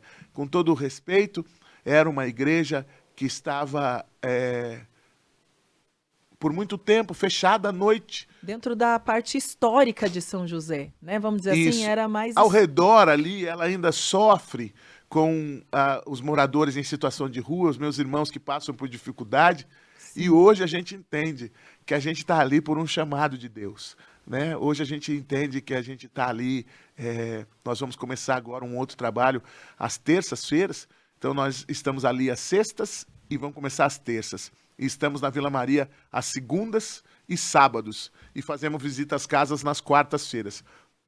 Comungamos na missa nos domingos. Então hoje nós temos atividade só na quinta-feira que nós não temos uma atividade coletiva. Durante todos os outros dias nós temos. E por que que isso é importante? Porque para o indivíduo abusador de substâncias, para o indivíduo depressivo, para o indivíduo ansioso, o indivíduo que tem pensamentos e ideias suicidas, para o indivíduo que está descontrolado, não tem dia, não tem hora. Todo dia a dia. Todo dia a dia. Hora. Exatamente. Então eu tenho que proporcionar para esse indivíduo uma porta aberta e braços abertos, para que ele chegue e seja bem atendido, né? Um dia, Padre Luiz Fernando Soares, hoje pároco da Catedral São Dimas, que foi quem nos deu a oportunidade, eu digo que ele é o cofundador, né? Ele é o fundador de uma nova comunidade chamada Caminho de Discípulo, mas é uma grande referência para nós. Ele dizia que o Mais Que Vencedores é o abraço do pai no filho pródigo, né? Então, peraí, olha, eu digo lá que a gente é a casa da segunda chance. Então, a gente está lá para te dar uma segunda chance, para dizer, olha, aqui eu digo que lá é curva de rio. Todo mundo que para lá em algum momento não prestou para nada. Ou escutou isso de alguma forma. Exatamente. E nessa nova oportunidade que Deus nos dá, vamos sendo úteis, amados e amorosos com aqueles outros que chegam. Então, mulheres que não tinham filhos, passam a amar os filhos de outras e agora têm os seus próprios filhos. Deus começa a fazer milagres no nosso meio. Amém. Homens com famílias destruídas, e mulheres também, têm suas famílias restauradas. Tem outras famílias e Deus começa a fazer milagres no nosso meio. Homens e mulheres aprisionados pelo pecado e aprisionados literalmente em condições severas de crimes, agora livres. E aqueles que eram ladrões, eu digo lá, agora se tornaram saqueadores do inferno, salvando e roubando almas para Deus. É isso. Né? Essa é a nossa vida hoje. Eu falava... Saqueadores do inferno, aqueles que chegam metendo o pé pelas portas do inferno, porque Satanás mora num lugar que ele não tem nem a chave. E quando Deus nos dá essa ousadia de, em Deus, entrarmos neste lugar e saquearmos o inferno, você sabe, né? Você sabe, né, Marcelo, que você e a comunidade, uma vez eu escutei isso de um pregador, você sabe quando você resolve guerrear contra Satanás, você já viu aqueles cartazes de folder escrito procurado? Procura-se. Esse daí, tá lá a foto. Tá lá. Tem certeza, tá a minha foto também, a sua foto. Tá lá. E a ordem do inferno decretada a nós, que nos levantamos contra ele, é: vai lá, rouba, mata, destrói. É isso. Essa foi a ordem decretada. Mas Deus se levanta em nosso favor. O leão da tribo de Judá levanta-se em nosso favor e diz: não toca naquilo que é meu. Isso. O salmista vai dizer: ninguém toca nos meus eleitos. Ninguém toca nos meus eleitos. É isso. Eu creio muito nisso. E a gente é tão... E não por merecimento. Isso que eu ia falar. Nada por merecimento. É a graça de Deus, é a misericórdia de Deus que nos alcança de uma forma sobrenatural. O amor de Deus é tão grande por nós, por todos nós. É tão grande, é um amor que nos constrange, de tão grande que é. E não é porque, o Marcelo é bonzinho, a Camila, cantora católica, é boazinha. Não, nós somos miseráveis, queridos. Sabe? A humanidade em nós grita, é latente. Mas ainda assim Deus quis. Falei para o padre Marlon, nós somos improváveis. E Deus escolheu os improváveis para confundir esse mundo. Aleluia. Para confundir, sabe? E é isso. Eu tenho um testemunho maravilhoso de um jovem agora, né? Toda a sua família restaurada. E ele, há 7 anos atrás, porque essa semana eu tive uma jovem que completou 11 anos de programa.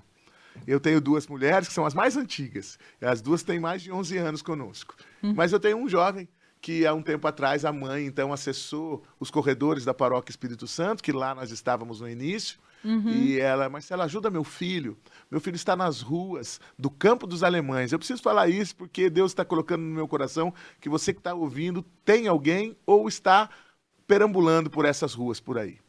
Este bairro tão maravilhoso, onde nós temos a Paróquia Nossa Senhora Perpétuo Socorro, também sofre ataques fulminantes do demônio, a gente sabe disso. Sim. E a mãe gritava no meu coração pedindo socorro, olho no olho, dizendo: o meu filho está nas ruas e eu não sei mais o que fazer. E eu falei: então, se a senhora conseguir, a senhora traga ele. E aí eu me lembro como se fosse hoje, ele chegando nos corredores da paróquia, bem magro, bastante debilitado. E ele falava: eu não quero ser internado, mas eu já perdi tudo. Tudo que o senhor falar para mim, eu posso fazer. Daí eu comecei a dar a direção para ele, para que ele, então, se fizesse presença em todas as nossas atividades. E essa semana ele passou num concurso público para uma prova, e agora pai, casado, com casa própria. Financiamento também, porque Deus, ele não nos deixa muito cômodos, porque ele sabe que a comodidade nos atrapalha. Nós fomos muito preguiçosos, muito desleixados no passado, muito relapsos. Então nós precisamos ter compromisso, nós precisamos ter objetivo, traçado, rotina. Isso faz parte da nossa recuperação. Agora, este jovem, então, sem muito recurso, agora é pai, é esposo, o filho e a esposa estão conosco no projeto, e ele trabalha numa empresa registrado e agora recebeu a chance, então, de galgar um novo conhecimento e completou esse ano 7 anos, já mais de 7 anos livre das drogas. Esse não precisou de internação, não precisou de nada. Ele diz que foi internado no Mais Que Vencedores. Mas está conosco todos os dias, em todos os trabalhos, em todas as atividades. Então, eu digo que para que haja uma mudança de vida, é preciso ter uma mudança de rotina, né? Enquanto psicólogos e terapeutas aí vão entender, nós trabalhamos um modelo terapêutico chamado cognitivo-comportamental. Eu tomo consciência da condição em que estou, agora com a mente limpa, e preciso ter uma atitude de mudança. Eu preciso mudar meu comportamento. Porque se eu fizer as mesmas coisas... O resultado será o mesmo. Exatamente. É igual conta de matemática. Isso. Então, eu preciso, fazer novas coisas para obter novos resultados. E agora eu vou balizando, então, fazendo uma gestão equilibrada da minha vida, tomando responsabilidade, porque Deus me deu, aprendo lá a cuidar primeiro de mim e a cuidar da minha vida, então nós paramos de fofocar da vida dos outros. Ai, como é bom a gente evitar a fofoca, sabe? Falar mal dos outros. Nós temos uma outra frase lá, que é, todos somos um. Porque é isso que nós somos. Deus fala que nós somos um único corpo, do qual Cristo é a cabeça, né? Isso. Então, e nós somos membros. Exatamente. Então, veja, eu não posso falar mal da minha irmã, não posso falar mal do meu irmão. Não... Ah, mas eu não concordo. Então, se eu não concordo, eu intercedo. É isso. Né? Eu aprendi a rezar. E aí eu intercedo. E se é da vontade de Deus, Deus vai colocar, Deus vai proporcionar que no tempo dele, ele faça essa experiência de mudança, de transformação. E não no meu tempo. Isso. E se Deus permitir, ele me dá sabedoria para eu fazer uma sugestão, num momento oportuno, não naquele que eu quero, né? Então eu aprendo a silenciar, nós crescemos com isso, olhamos mais para nós do que olhamos para os outros. E por experiência própria, percebemos lá, vamos fazer 12 anos agora, dia 12 de agosto. Então nós percebemos lá que quando nós mudamos, tudo muda ao nosso redor, cara. Então, não é, às vezes você vai falar, o problema era eu. Não sei se sou eu o problema. O que eu sei é que quando Deus agiu em mim, eu não fui o único beneficiado, né? Então, essa é uma riqueza que a gente não pode perder nesta noite. Se você deixa Deus agir em você, você não será o único beneficiado. E você passa a transbordar na vida dos outros. É isso. E uma das maiores satisfações de qualquer pessoa é ser útil aos outros. Então, esses que outrora eram excluídos, agora são amados. São os preferidos de Jesus em determinadas realidades, em determinadas oportunidades e com os seus cuidados, né? Então, nós usamos muito do testemunho pessoal para validar aquele outro que chega ainda ferido e machucado. Sim. Começamos trabalhando apenas com dependentes, porque era o meu primeiro chamado, em função da realidade que eu havia vivido. E hoje, por exemplo, nós temos agora, já instituído e sólido, desde 2023, salas de apoio terapêutico espiritual para homens e mulheres que sofreram abusos emocionais. Homens e mulheres depressivos e ansiosos, que não fizeram abuso de substâncias, que não tem nada a ver com drogas, mas que tiveram dificuldades no decorrer da sua vida. Então, aprendendo a lidar com os seus problemas, a identificar os gatilhos emocionais. O que os leva a cometer aquele comportamento. Porque às vezes a gente vê pessoas com relacionamentos abusivos que sempre procuram parceiros que têm aquele mesmo tipo. As coisas são recorrentes. Exatamente. Entende o que eu estou dizendo? As pessoas vão em busca daquilo. Porque a gente cria padrões, né? E aí são gatilhos que disparam e a pessoa vê, quando ela vê, ela tá no relacionamento abusivo. Aí o povo do mundo fala, eu já vi fulano, tem dedo podre para não sei o quê. Não tem? Exatamente fulano tem dedo podre para não sei o que lá. Não é questão de dedo podre. É que se a gente não muda, o resultado final é o mesmo. Isso. E então nós vamos aprendendo no cotidiano, rezando juntos e vivendo os milagres do cotidiano lá, né? Então, uma outra frase, nós temos 7 que nos dão direção, e uma delas é que nós estamos vivendo neste ano, é colhendo milagres. né? Ai, coisa boa. Então, a gente vai vivendo e colhendo milagres no nosso dia a dia. Mas nós temos dificuldades para enxergar a vontade de Deus, o toque de Deus e a manifestação de Deus. E agora, nós tivemos de maneira oportuna, e é por isso também que eu sinto que estou aqui, nós tivemos o reconhecimento do município de São José dos Campos.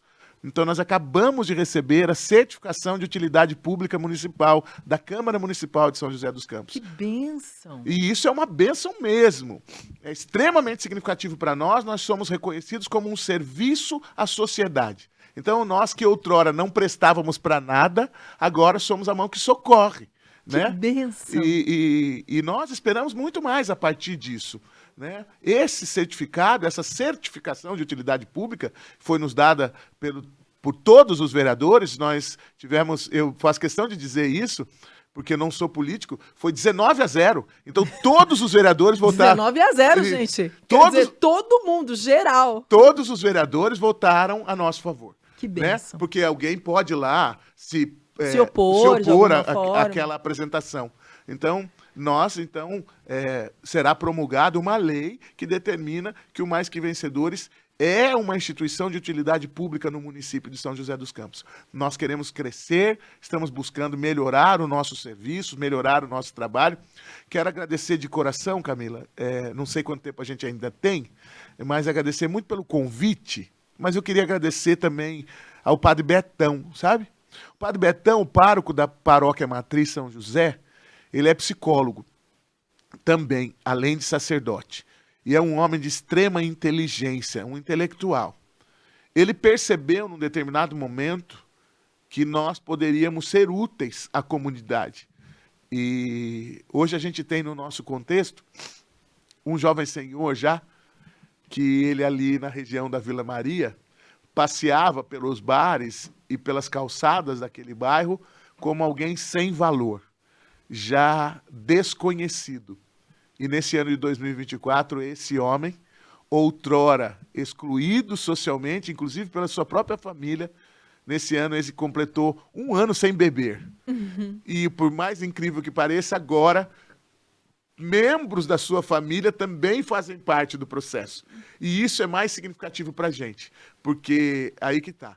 Quando o milagre acontece, ele atrai a outros. É isso. Né? Então, nós queremos mesmo ser esse lugar de atração, né? Esse lugar que transborda o amor de Deus. Só as talhas. Nós não valemos nada, como você falou. Mas, em contrapartida, Deus assim nos escolhe assim, na nossa pequenez para atingir os grandes corações que estão por aí. Ai, gente, coisa boa. Vamos chegar no nosso momento emoção aqui? Porque, assim, já chegamos, né, gente, no momento emoção. Emoção é o que mais tá rolando aqui nesse episódio de hoje. Desculpas desse podcast. É a nossa verdade. A gente nunca deve se desculpar por ser verdadeiro, Amém. Né? É a nossa verdade. Que bom, que bom. Que bom a gente se sentir assim à vontade. E aí, né, nesse momento, Marcelo, quando aparece esse coração cheio de arabescos dourados que lindo, em volta, que significa assim, que tem muita gente que te ama e gente que você ama que estão atrás desse coraçãozinho aí. Vamos junto conhecer quem é esse povo? Vamos. Bora lá. Olha lá, me conta, quem são? Olha, essa é minha esposa Tatiana, né, que sem ela, e minha filha Mariana. Esse é o meu núcleo familiar, é aí que eu recebo a minha força, né, tudo. A gente está em casa nessa foto, e muito significativa para mim, porque o valor familiar, ele permanece, né? Aquilo que os meus pais plantaram lá atrás ainda continua. É o legado. É o legado. O legado perdura. Que bom. Vamos caminhar. Quem é? Esse é o meu cachorro. É o fiel escudeiro, eu falo. E ele te escolheu como dono porque diz que o cachorro escolhe quem é o dono. Você é o dono ou a dona é a esposa? Então, eu dei ele de presente para minha filha quando ela entrou na faculdade. Mas ele me escolheu. E ele é o meu parceirinho. E eu tenho um lugar que eu rezo todas as noites. E às vezes eu me debulho em lágrimas debaixo do crucifixo na sala. Bem aí onde ele está. E aí ele veio lamber e enxugar as lágrimas. Eu digo que ele é o parceirinho que enxuga as lágrimas. Oh, meu Deus. Qual é o nome? Thor. Thor. Figurinha. Olha lá o zoinho dele de arteiro. Vamos caminhar. Aí, E aí, olha, me diz, o que é? aí uma das nossas atividades, nós fazemos o Mais Que Vencedores na praça. Na Praça da Matriz, nós fazemos a cada 2 meses um encontro aberto, ao ar Coisa livre. boa! E aí nós favorecemos uma alimentação, cada um traz uma comida, e aí nós comemos com as pessoas em situação de rua, mas não sem antes evangelizá-las. Né? Então, primeiro os evangelizamos, primeiro ficamos juntos, ali celebramos a presença de Deus e o amor de Deus, e depois ceamos juntos com eles. Ah, A cada 2 que meses a gente está experiência aí. maravilhosa. E Sendo um. e eu quero, em nome de Jesus, que esse movimento cresça.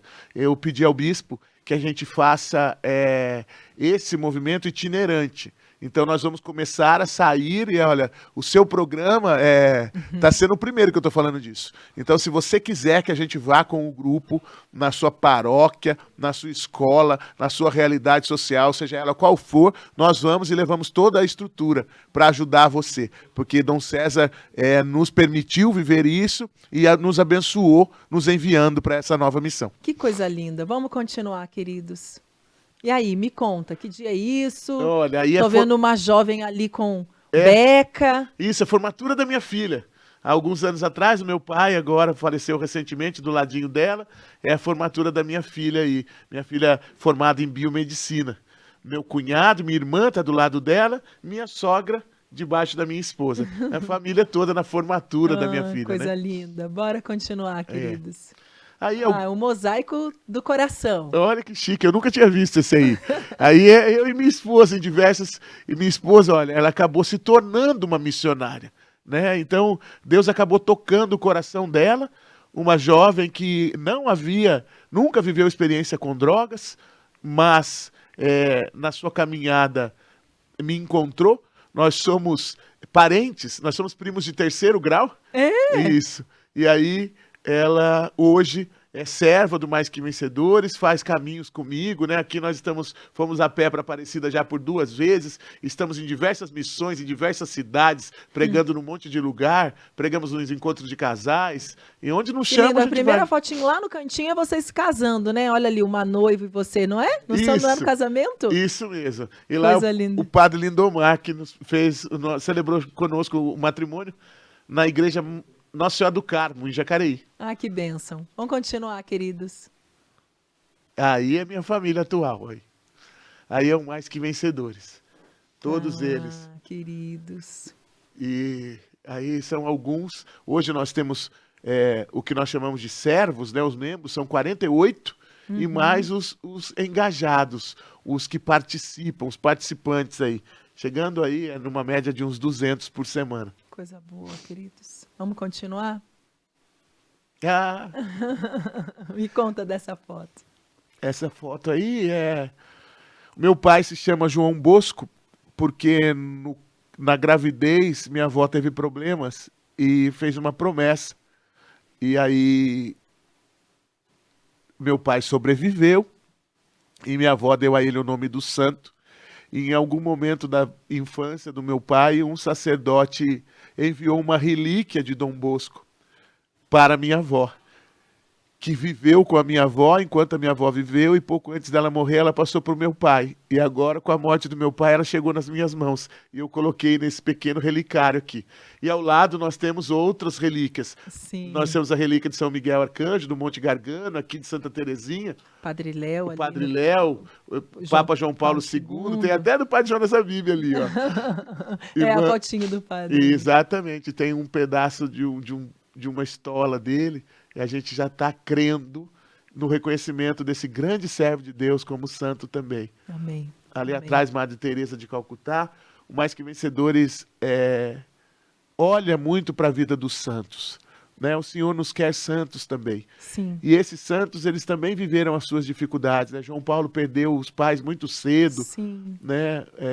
O padre Jonas Abib passou por uma depressão terrível. Sim. Né? O padre Léo teve a sua realidade também, dependente do cigarro durante um tempo. Verdade. E assim sucessivamente.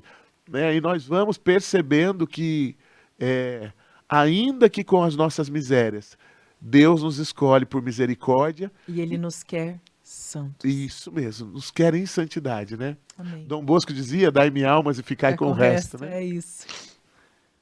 Ai, estou emocionado. Ah, e aí? E aí é a frase, né, que nos guia, transformando vidas e devolvendo a dignidade de filhos de Deus. E aí eu tô num momento contemplativo e alguém da minha família tirou essa foto aí. É, eu tava na beira da praia, é, desfrutando. Então não sou eu que tirei a foto, Sim, porque eu tava é desfrutando isso. mesmo dessa graça de ser de Deus, sabe? E aí De experimentar Deus também, é contemplando a natureza, né? um pouquinho antes Como de o uma salmista missão, nos chama. eu prego muito na diocese de Caraguatatuba e algumas outras dioceses, então nós estávamos lá na beira-mar, um pouquinho antes da missão, nos preparando para a missão da noite, restaurando as forças diante desse cenário maravilhoso, né? Essa igreja a céu aberto. Amém. Tem mais, Ai, que queridos? lindo. Ai, Nossa, gente. já fiquei tudo... Ó, eu falo pra vocês que esse momento fica um coraçãozinho ali cheio de arabesco, tem muita coisa preciosa ali, mas é isso. Deus tem para nós isso, é isso que Deus nos reserva. Tá ali, quando aparece esse momento ali, respira, bebe uma água, Eu vou porque querer. ó, agora é esportista, foi esportista durante um bom tempo na vida, hoje em dia continua jogando futebol? Eu não jogo mais. Não. Por uma questão até missionária mesmo, porque eu não quero me machucar para outras coisas, porque acabava me contundindo, né? Uma série de Sim. coisas. Mas se tiver uma brincadeira ou outra, agora, profissionalmente, não mais. Já estou envelhecendo. Então, ó, respira fundo agora que eu vou convidar você para brincar comigo aqui nesse ping-pong. Somos Ok. atletas de Cristo. Bate aqui. É bom no ping-pong? Sou sim. Ó, o ping-pong aqui do Podcast, ele é simples. Acontece de uma forma assim. Eu vou falar uma palavra e você vai responder com uma palavra. Preparado? Preparado. Não sei se vou conseguir, mas Vamos vamos. respirar, ó. Olha lá, já tô com a minha raquetinha aqui em mãos. Vou dizer uma palavra e você responda aí. Família. Mais que vencedores. Uma comida favorita. Ah, bife com batata frita. Ai, que delícia. Um perfume. Estileto do meu pai. Amizade. Com a minha esposa. Uma música. Uma música...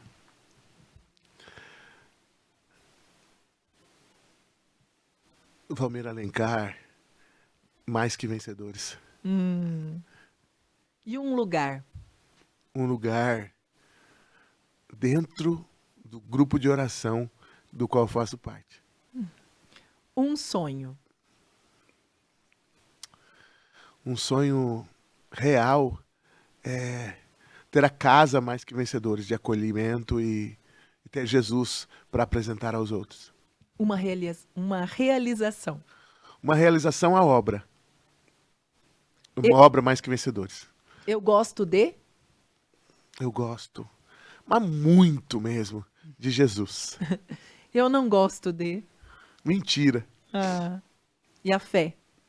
É tudo para mim. Eu não sou ninguém sem fé hoje. A fé, acho que com uma palavra, fé é combustível para mim, para minha vida hoje. E o mais que vencedores. É a razão do meu viver, né? Ele é o chamado de Deus para mim e é lá que eu me encontro com Jesus todas as noites, sem exceção. Desde o mais simplesinho que entra da rua, alcoolizado, até o doutor, a doutora que chegam buscando uma bênção, né? Nossa porta está sempre aberta e eu sou grato a Deus por isso, por Ele ter nos dado essa oportunidade de ter uma portinha aberta. Até queria contar isso. Num determinado momento, na pandemia, todas as igrejas estavam fechadas e nós alugamos um campo de futebol, porque nós não podíamos parar. Veja que morrer de Covid era um risco, mas alguns de nós poderíamos morrer voltando a beber, voltar a usar drogas. E nós tínhamos tido no nosso meio pessoas que já tinham recaído. Então eu precisava fazer alguma coisa. E aí nós começamos a fazer uma missão nas portas das casas. Colocamos uma caixa de som em cima dos carros e fomos no portão das casas, rezando pelas famílias.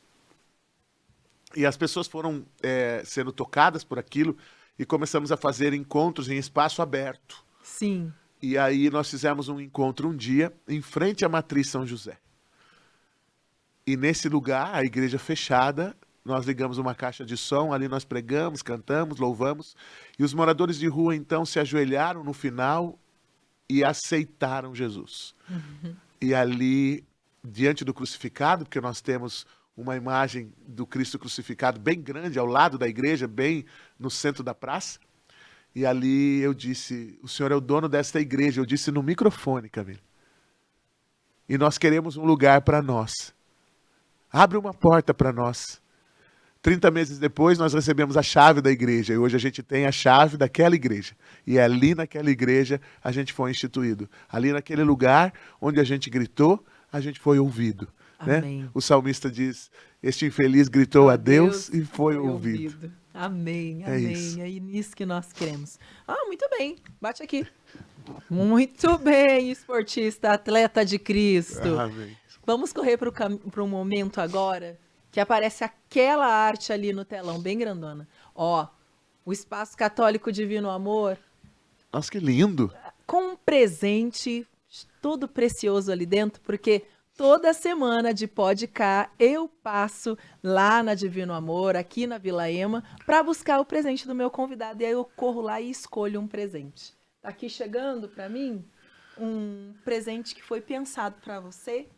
Espero que você goste com todo carinho lá do Espaço Católico Divino Amor. Deus te Nossa, abençoe. Que maravilha. Ai, agradeço de coração. Nossa, eu vou abrir, hein, porque eu sou curioso. E o povo fica ali esperando do outro É, lado para saber vou o que abrir que mesmo. é, qual que será que vai chegar aqui para nós. Ai, eu quero.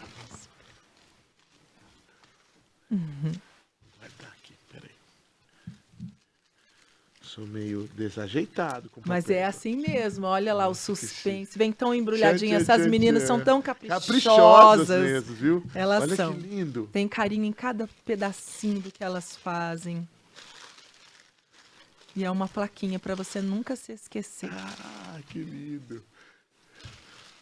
Tua palavra é lâmpada para os meus pés e luz para os meus caminhos. Salmo 119, versículo 105. Olha que lindo, gente. É isso, nunca se esqueça. Ah, muito obrigado. Eu vou levar para o meu consultório. Deus abençoe. Muito obrigado mesmo, de coração. Lindíssima. Obrigado, Espaço Divino Amor. Obrigado mesmo pela oportunidade da gente estar junto hoje. Obrigado, Camila, Imagina, de coração. Né? Sou eu que agradeço. Mas assim, para que esse momento possa acontecer, chegar aí na sua casa, para que esse possa acontecer, eu também quero agradecer aos meus patrocinadores. Nós estamos aqui dentro do espaço, do estúdio da Summer, que me acolhe nesse podcast, que realiza esse podcast. Estou falando de Summer Studio aqui em São Jacite e já convido você que está aí do outro lado, que queira conhecer, queira trazer a sua empresa para um projeto aqui na Summer, você para de procurar. Tá bom? Você já encontrou, você está no melhor lugar de Sanja para você executar o seu projeto. Vem aqui para a Summer, com certeza.